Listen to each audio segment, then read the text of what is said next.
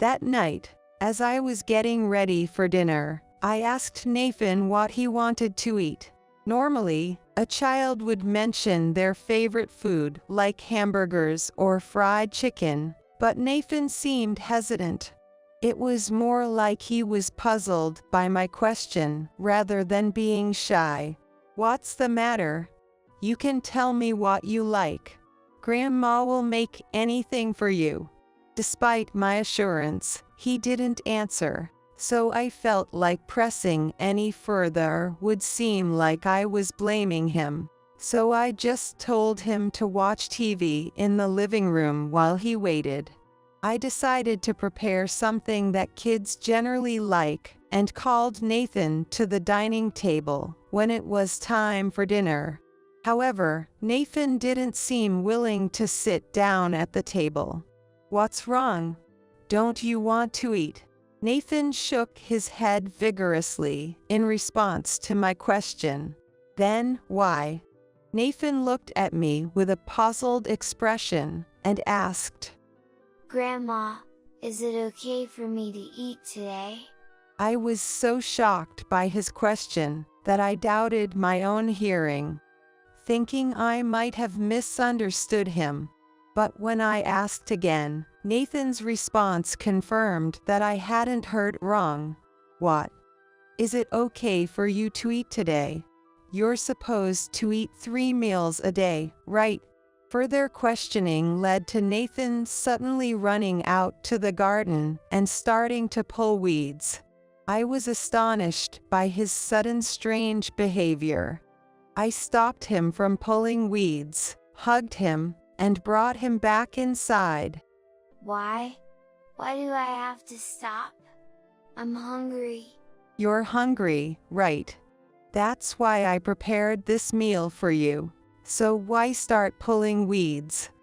"Because Mom always says I shouldn't eat without helping out."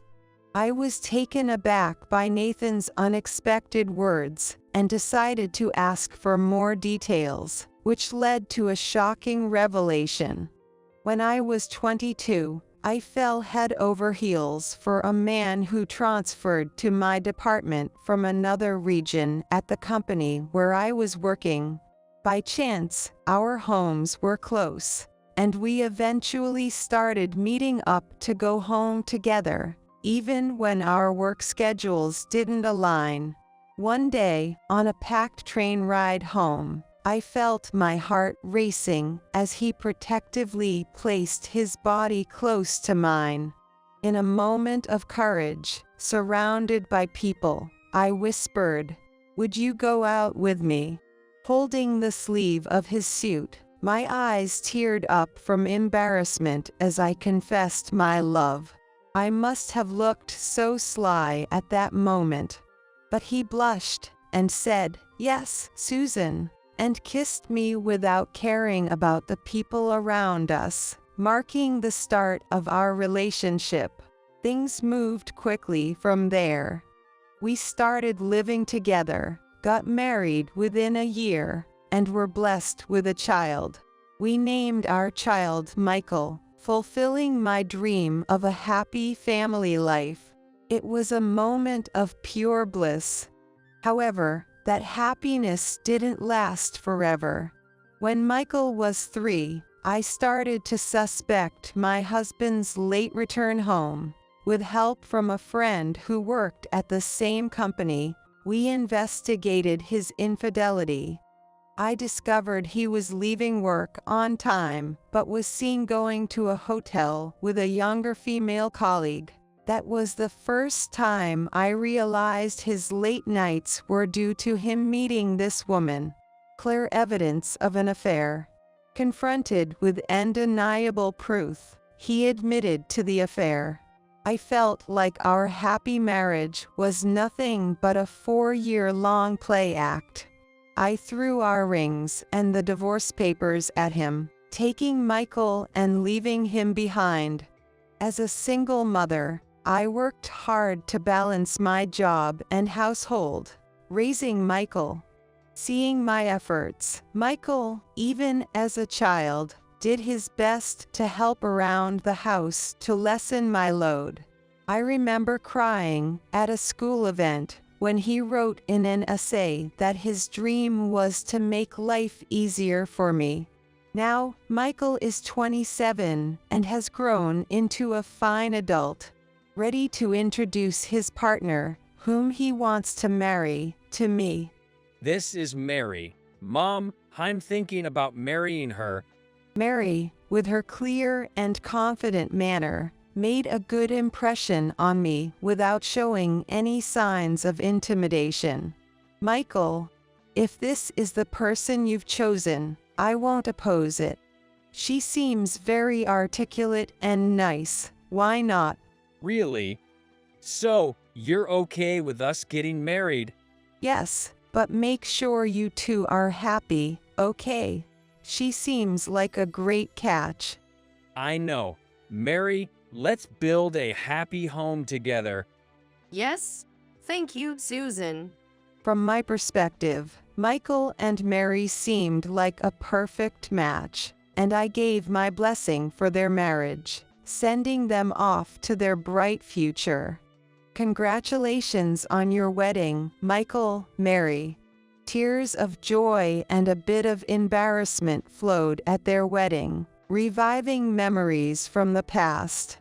A year after their joyous wedding, the lovely couple welcomed their third family member, Nathan.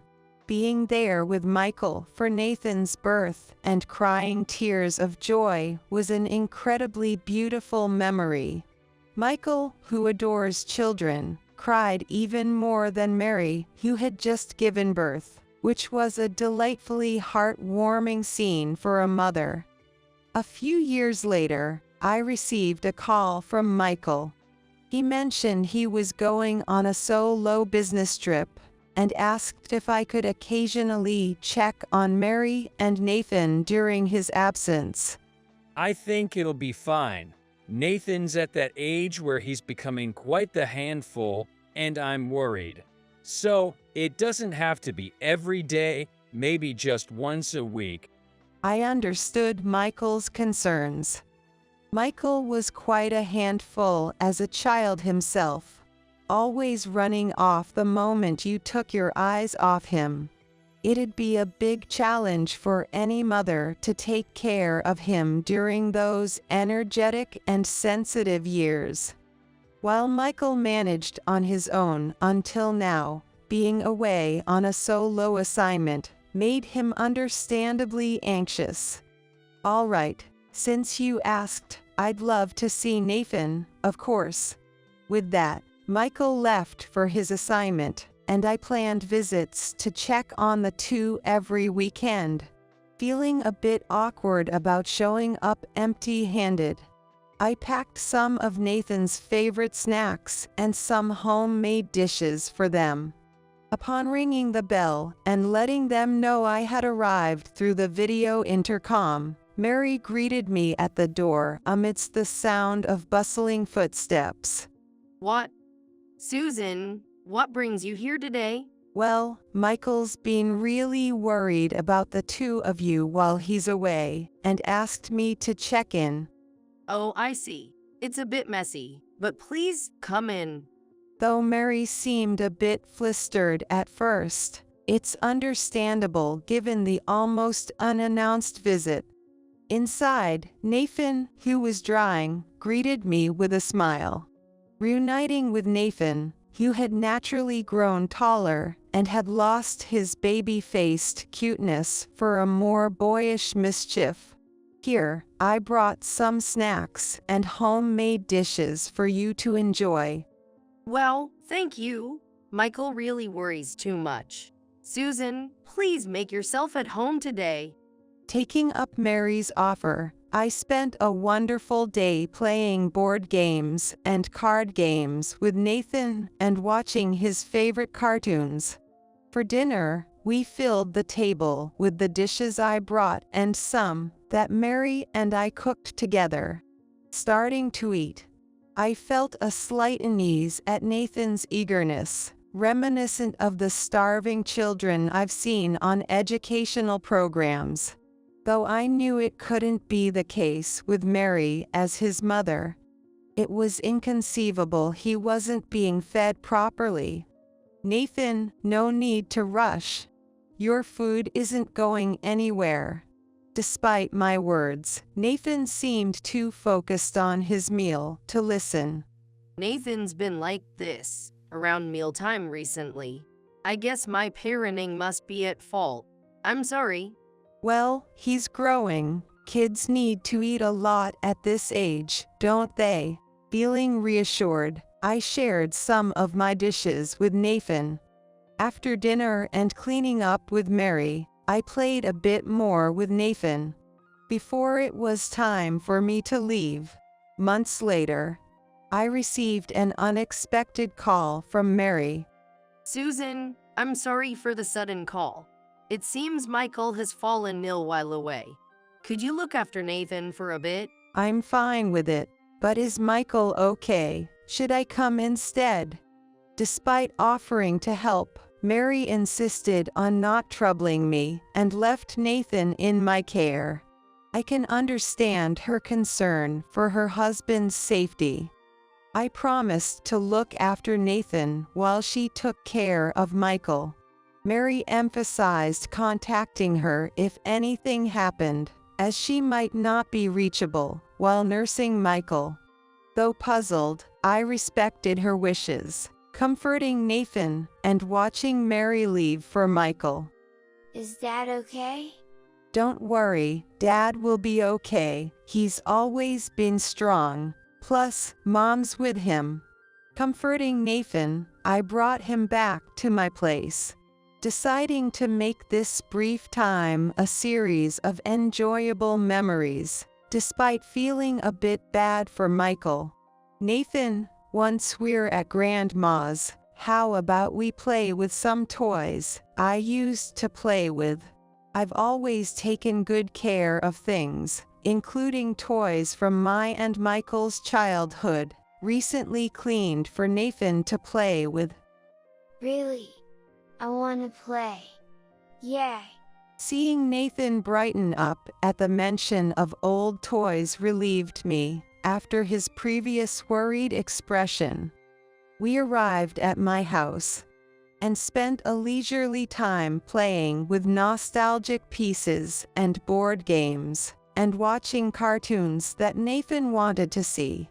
That evening, as I was preparing dinner, I asked Nathan what he wanted to eat. Normally, a child would name their favorite food, like hamburgers or fried chicken. But Nathan seemed hesitant and puzzled rather than shy. What's wrong? You can tell me what you like. Grandma will make anything for you. Since he didn't answer, and I felt like pressing him further might seem like I was blaming him, I told him to just watch TV in the living room while he waited. I decided to prepare a meal that kids generally enjoy and called Nathan to the table when it was dinner time. However, Nathan didn't seem willing to sit down at the table. What's wrong? Don't you want to eat? Nathan shook his head vigorously in response to my question. Then why? Nathan looked at me with a puzzled expression and asked, Grandma, is it okay for me to eat today? I was so shocked by his question that I doubted my own hearing, wondering if I had misheard. But when I asked again, Nathan's response confirmed that I hadn't heard wrong.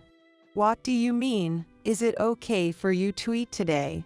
You're supposed to eat 3 meals a day, right? Further questioning led to Nathan suddenly running out to the garden and starting to pull weeds. Surprised by Nathan's sudden strange behavior, I stopped him. I hugged him and brought him back inside. Why? Why do I have to stop? You're hungry, right? That's why I prepared this meal for you. So why start pulling weeds? Because Mom always says I shouldn't eat without helping out. Hearing such unexpected words from Nathan again, I decided to ask for more details, which led to a shocking revelation. After Michael left for his solo business assignment, Mary apparently started to impose on Nathan the need to help around the house and be a good boy, withholding meals if he didn't comply. Nathan shared how he would look for any food left in the house when Mary was out, or wait until she returned if there wasn't any.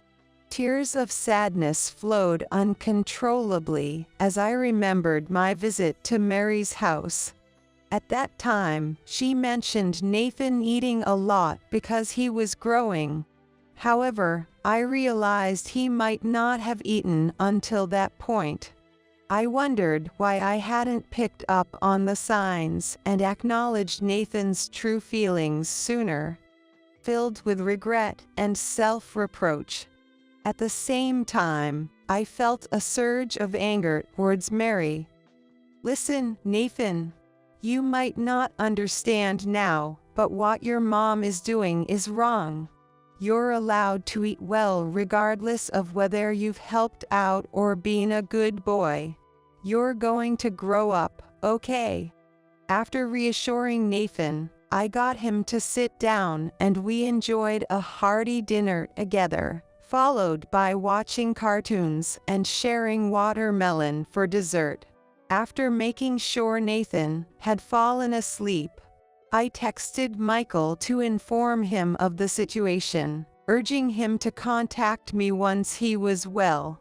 Though Mary had asked me not to contact her, I felt that promise could no longer be kept. Michael called back immediately after my message. I was relieved since I was worried Mary might have been controlling his phone due to his supposed illness. Mom, what's all this about? Nathan not being fed while I'm away. It's just as I messaged. Isn't Mary there with you? What? There's no way Mary would be at my work assignment. I told you to look after them before I left.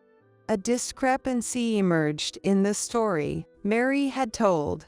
Mary left saying she was going to take care of you because you were sick. Sick? I haven't been sick at all. Besides, I would have contacted you if anything happened. Indeed, that made sense. If anything were wrong, Michael would have reached out. But this time, without any prior notice from Mary about being sick, something felt off. The idea that she couldn't contact because she was nursing him, insisting I not reach out to Michael unless I initiated it, seemed like an attempt to keep us apart, hiding something. Actually, I just remembered Mary told me not to come home, even if I got a long holiday. Maybe, just maybe. Finally, we both realized that Mary had been lying to us, sharing with Michael everything Nathan said about Mary going out at night revealed many surprises for him. Michael's anger towards Mary was palpable over the phone.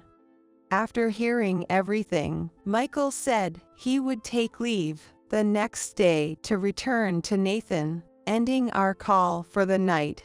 The next morning, Michael arrived first, coming to my house. Seeing Nathan, he teared up slightly and hugged him tightly. Welcome back, Dad. What's wrong? Nathan, I'm sorry for being such a failure of a father. It seemed Michael had made up his mind after yesterday's call, determined that divorce was the only option from someone who would treat Nathan this way while going out at night.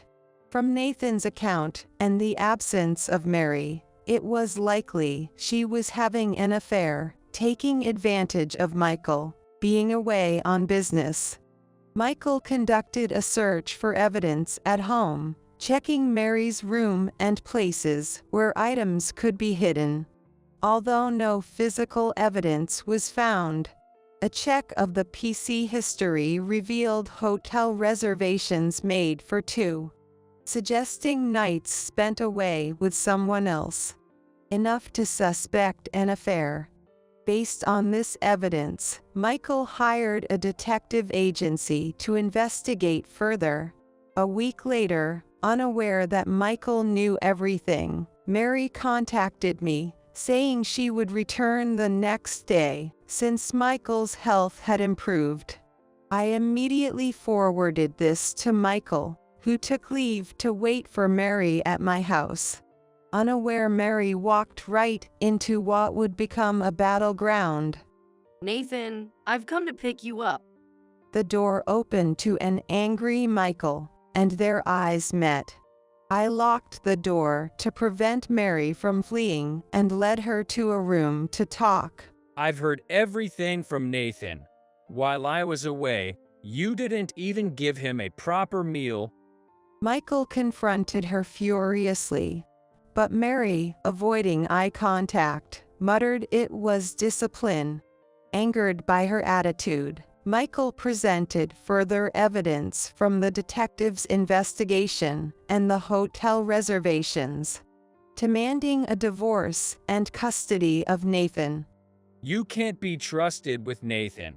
I can't stand the thought of something happening to him. Wait, that's unfair. It wasn't like I enjoyed doing this. So what? You were blackmailed into it. Spending time in hotels with someone you don't love, just like in a soap opera. Too convenient. It's been hard for me too. You were away, and I was stressed, taking care of everything and Nathan all by myself. Mary confessed that the stress of managing everything alone, while Michael was away, led her to take her frustrations out on Nathan and seek solace in an affair. Michael, driven to despair by her manipulative tone, threw down photos of a man on the floor. A man Nathan mentioned, but Michael only now learned about, revealing Mary had been sneaking out at night and had been seen happily chatting with a boyfriend when Michael couldn't make it home from work. With all this evidence, can you still say the same? I'm telling you once more, we're getting a divorce and I'm taking Nathan's custody. Got it? Fine, do whatever you want. I'll marry someone who truly loves me. Quiet. I told you I won't say it again. How pathetic. Mary, red with anger, struggled with the lock for a moment before storming out. Nathan looked like he wanted to stop her, but I held him back. I shook my head firmly when he looked at me questioningly. Dad, did you and Mom fight? Nathan, confused, looked at Michael. Listen, Nathan, it might be hard to understand, but your mom and I didn't just fight. We're saying goodbye. But from now on, we'll live happily together, just you and me. Michael tried to spare Nathan any further stress, smiling and gently patting his head. As I watched, I resolved to support them as much as I could. Later, additional investigation results showed Mary's affair partner was married, leading to a significant settlement demanded by his wife. Mary, abandoned by her lover, who chose to reconcile with his wife, attempted to reconcile with Michael, but was met with a restraining order. Michael, realizing he couldn't leave Nathan alone, switched to a remote job and decided we would all live together at my house. Nathan, initially puzzled, adjusted over time and now knows the house better than Michael, often helping him find things like nail clippers. I ensure Nathan never goes hungry again, preparing warm, homemade meals for us to enjoy together, ensuring a happy and nourishing environment for Nathan. We're committed to making sure Nathan's future memories are filled with warmth and love from his family. Today, as I prepare another delicious meal, seeing Nathan and Michael happily eat fills me with joy, knowing they are content and well fed.